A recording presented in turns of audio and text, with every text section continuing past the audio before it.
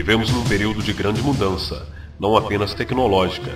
Embora o computador e o meio de telecomunicação tenham um papel importante na mudança que estão acontecendo, é importante saber que a mudança na família também são econômicas, sociais, culturais, políticas, religiosas, institucionais e até mesmo filosóficas.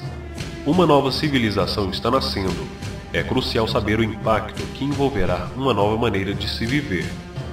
Na verdade, a amplitude e a profundidade da mudança que estão a acontecer são tão grandes que podemos dizer que apenas 2 vezes na história da humanidade tiveram mudança semelhante. É preciso ressaltar que o que distingue uma onda da outra é a maneira diferente de viver. A alteração da forma de produção, que é acompanhada de profundas mudanças nas áreas familiares, sociais, culturais, políticas e religiosas. No ano de 1970, Alvin Toffler, um escritor secular americano, escreveu um livro que relata uma doença do homem do futuro, que ele chamou de choque do futuro, que atingira o homem cheio, e já começou. Ele denuncia o mal que a tecnologia causará ao homem, atingindo o homem em todas as esferas: espiritual, psicológico, financeiro, social. Eu, pessoalmente, acredito que o autor baseou a obra em fatos reais, no modo de vida dos americanos, que se espelhou para os nossos dias.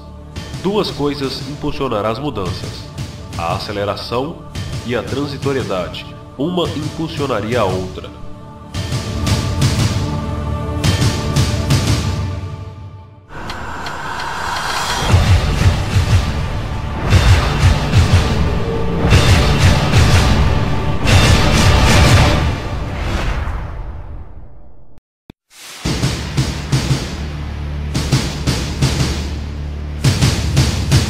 Tornou-se evidente que o choque do futuro não será um perigo distante, e sim algo autêntico, o qual já atinge um número considerável de pessoas. Esse estado pode ser descrito em termos médicos: é uma epidemia da mudança ou da adaptação. Descreve a tensão arrasadora e a desorientação que causamos aos indivíduos ao submetê-los a excessiva mudança num curto espaço de tempo. Poucos os que realmente sabem acerca do assunto. Tanto aqueles que exigem e provocam grandes mudanças, como aqueles que deveriam nos preparar para estarmos à altura dessas mudanças.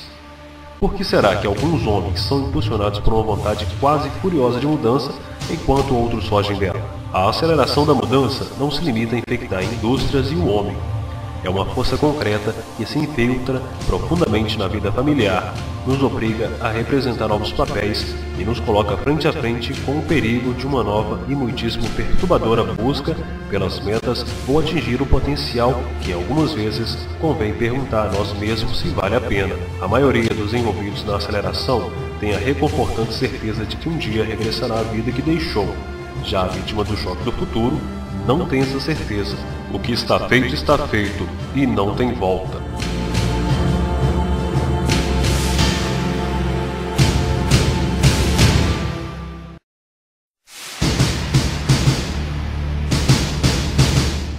O que está para acontecer agora, segundo tudo indica, é mais profundo e mais importante do que a Revolução Industrial.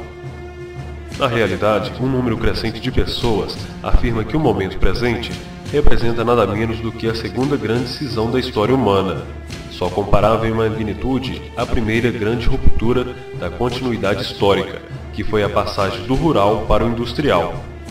Em 1956, a Europa se tornou a primeira grande potência, em que mais de 50% da força de trabalho agrícola deixou de usar a ganga característica do serviço braçal ou manual.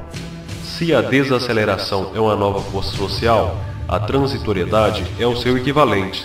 Se não compreendermos o papel que ela representa em nossas vidas, todos os nossos estilos de vida serão transformados tecnologicamente.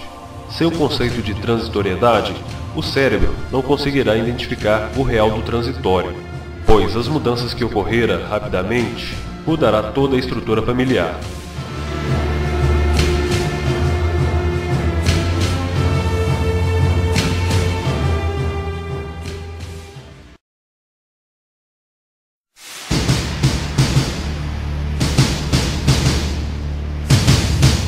O uso de adornos pelo corpo tende a aumentar, dado a insatisfação do homem consigo mesmo.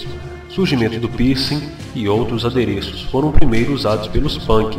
A ideia punk dos anos 80 era a agressão visual datada dos anos 80, importadas das civilizações antigas. Do Antigo Egito veio o piercing no umbigo, usado somente pelos faraós e seus familiares. É atualmente os mais usados em todo o planeta. O piercing utilizado na língua era muito comum entre astecas e maias, distinguindo os sacerdotes dos templos. Eles acreditavam que, através destas práticas com as divindades, poderiam interagir melhor.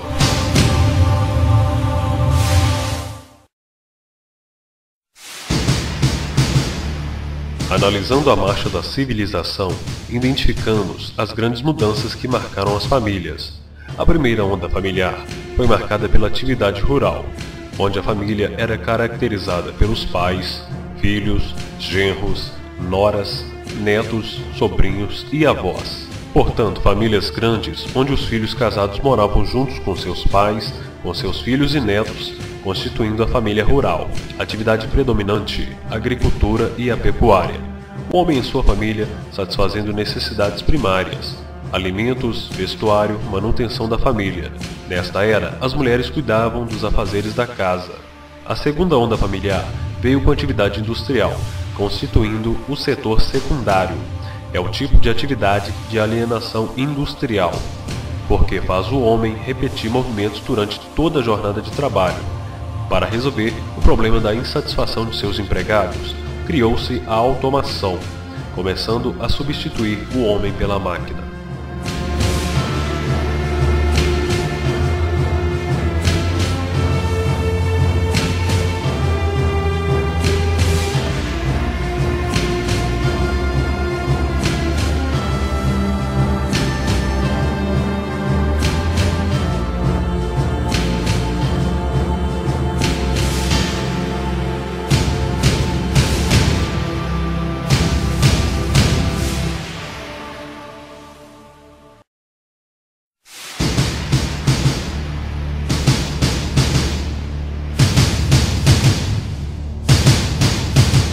Na segunda onda, o homem abandona a área rural e vem para a cidade, deixando os pais e levando consigo a mulher e os filhos. Nesses conceitos de família industrial, cabe apenas mulher e filhos, voltando à área rural apenas nas férias ou em caso de morte.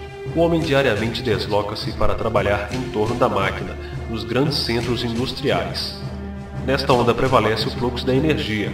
Sucedendo a isso, vem a terceira onda, a fase do terciário, quando o homem retorna para sua cabana eletrônica para satisfazer necessidades essenciais. Nesta onda flui a informação, é a fase calcada no setor dos serviços, a da informática, através dos computadores, das telecomunicações, da robótica, dos microprocessadores. Esta onda está começando por via dos países mais desenvolvidos. Outros, como é o caso do Brasil, convivem ao mesmo tempo com as três ondas, tendo que se filtrar nas atividades da terceira, por questão de sobrevivência. Nesta terceira onda, surge outro desmembramento da família, onde os filhos jovens têm que se separar da família por causa da faculdade e emprego. Algo interessante acontece: aquele famoso cão de guarda perde a sua função para o sistema eletrônico de segurança, adquirindo algo mais nobre do fundo do quintal, agora passa para dentro de casa, em alguns casos como membro ilustre da família, podendo até receber herança.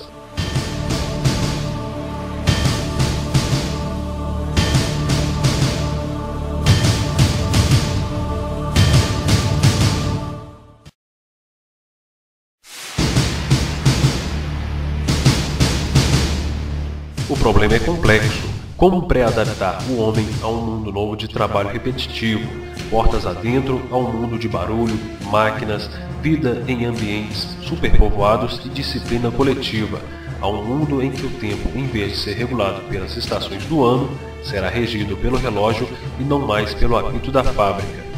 Consideremos, por exemplo, o contraste entre os modos como as escolas tratam do espaço e do tempo. Todos os alunos, em praticamente todas as escolas, são cuidadosamente ajudados a localizar-se no espaço, estudando geografia. Mapas, atlas e globos ajudam-nos a ter consciência da sua localização no espaço. No entanto, quando se trata de localizar o homem no tempo, a atenção do estudante é direcionada para trás e não para frente, estudando o advento do feudalismo, Grécia Antiga, Roma, Revolução Francesa e etc. Então, o tempo para. O futuro é banido da sala de aula, também banido da sua consciência, como se fosse uma coisa inexistente, e não houvesse um futuro.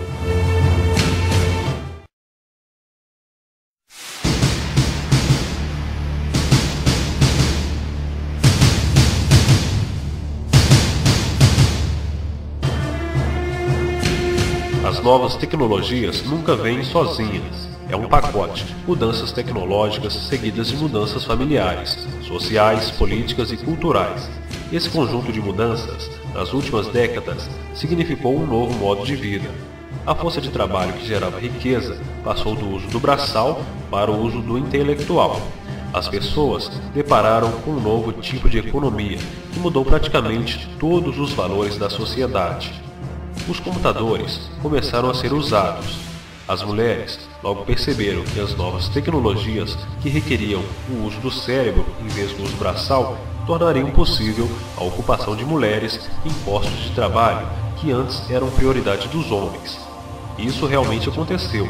Quanto mais os computadores iam se expandindo, mais as mulheres começavam a trabalhar. Isso afetou a estrutura familiar e a criação dos filhos. Ninguém imaginava. Anos antes de O Choque do Futuro ser publicado, perguntei a vários especialistas qual seria o futuro da família. Naquela época, os pais iam ao trabalho e as mães ficavam em casa e cada casal tinha 2 filhos em média. Esse modelo predominava em todas as cidades industriais. Os especialistas opinavam que nada iria acontecer à família, que o núcleo familiar já estava estabelecido e ninguém poderia mudá-lo. Eu duvidei.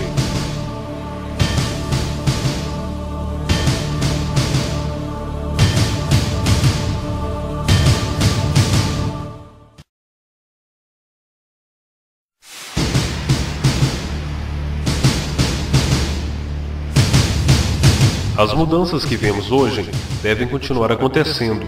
As famílias continuarão menores do que no passado.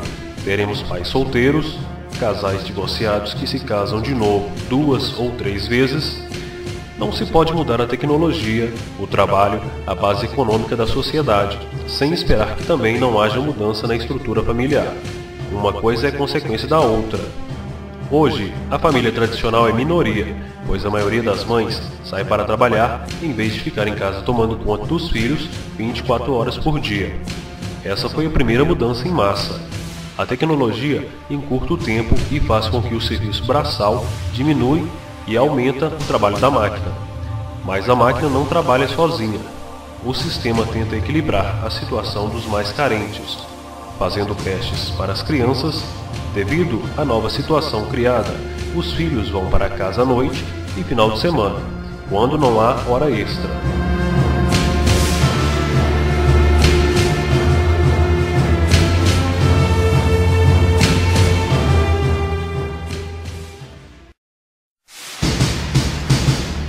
Haverá incesto, pois nesta era, pessoas se amontoarão em kitnets.